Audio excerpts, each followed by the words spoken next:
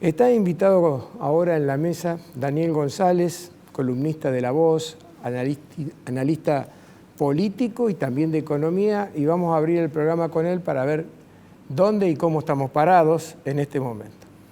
Daniel, gracias por venir al programa, un gusto tenerte acá como siempre. No, gracias por la invitación, Rubén. Bueno, contanos qué visión tenés vos hoy de Argentina, octubre de 2022. En economía primero, que es lo que está más caliente, llamémosle así. Me parece que la economía va rumbo a un estallido que todavía no tenemos fecha, pero es, a mi modo de ver, inexorable. Por la acumulación de tensiones, por la acumulación de déficit en la economía, las LELIQs, el atraso cambiario, hay tensiones por todos lados, digamos, soterradas algunas, otras contenidas, otras que se van haciendo evidentes a través de la inflación, por ejemplo, pero esas tensiones van a terminar en un estallido. Yo creo que no hay salida para eso. El tema es cuándo, si ese estallido va a caer dentro de este gobierno o a comienzos del próximo gobierno. A la Argentina le haría bien que, si tiene que reventar, reviente a este gobierno. ¿Por qué? Porque si no, el otro gobierno va a subir herido de muerte, va a querer transformar algo y va a tener resistencia en todos los terrenos. Eso significa, a mi modo de ver, que ya pasando al plano, por así decirlo, si es que se pueden separar la economía de la política, a escenarios, soy pesimista en ese sentido, de violencia. Fíjate lo del sur me refiero a las reivindicaciones de los mapuches y pseudo mapuches. Acabo de escuchar por radio esta mañana que un juez de Mar del Plata, ante la toma de terrenos por parte de un grupo de personas y la protesta de la municipalidad, le dijo a la municipalidad que se queden allí en el terreno los invasores, los ocupantes, y que además le provea comida. Digamos, esa concepción... Perdóname, no entendí. ¿Quién tiene que proveer la comida? La municipalidad. Eso es lo que entendí del fallo o la resolución judicial por radio. Es decir, en la Argentina existen dos conceptos de país completamente distintos, yo diría opuestos, antagónicos, que van a colisionar en algún momento no tan lejano. En el sur, las ocupaciones, quema de viviendas, etcétera. ¿Cómo piensa el gobierno que se puede solucionar eso? Si no es a través de algún nivel de represión. Represión significa, digamos, sofocar esos intentos de ocupación. Pero perdóname la interrupción, Daniel. ¿Qué pasa si se intercede un juez tan loco como este que acabas de mencionar, de Mar del Plata, que lo obliga a poner comida? Sí. Intercede un juez que hace una acción de amparo y se la concede y le dice esto es de los mapuches y se acabó la historia. Bueno, porque entonces ahora estamos pensando... Eso ya ha ocurrido, con algunas franjas de tierra ha ocurrido eso. Bueno, pero eso no tiene salida porque eso no sería una salida porque ellos buscan un espacio de ocupación mucho mayor al que los gobiernos están dispuestos a concederle, ¿verdad? Es decir, es un conflicto latente que va a estallar en algún momento. Sí, tarde o temprano. Sí, de tal manera que si sumamos a esto lo que decíamos recién de la economía, que apenas un gobierno intente modificar la situación actual, de alguna manera, por ejemplo, ante las falencias de recursos, ha venido nuevamente a discutirse o a mentarse el tema de Aerolíneas Argentinas. El país gasta unos 600 millones de dólares anuales en sostener a Aerolíneas Argentinas, que no se justifica desde ningún punto de vista, porque hay otras empresas privadas, extranjeras o no, que están dispuestos digamos, a prestar servicio en las franjas que las puede hacer Aerolíneas. Bueno, el hecho de que Macri ya ha dicho, por ejemplo, que es política, si él fuera gobierno o si su partido fuera, el frente que él integra fuera gobierno, él va a proponer directamente que el gobierno deje de abastecer de recursos a Aerolíneas. Ahora, eso es fácil decirlo. Ahora, ¿cómo se hace? Eso va a desencadenar,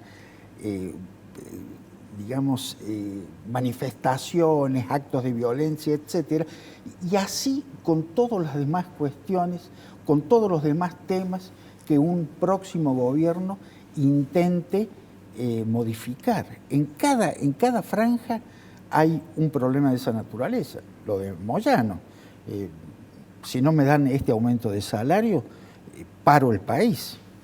De tal manera que no hay forma, todos los políticos que prevén o que quieren o dicen o piensan que lo correcto es la negociación, hay áreas de la economía y de la política que es imposible negociar, completamente imposible. Bueno, en tal sentido, un estallido reacomodaría ¿Un estallido por parte de quién? Un estallido yo digo un estallido, es un sinceramiento de la economía.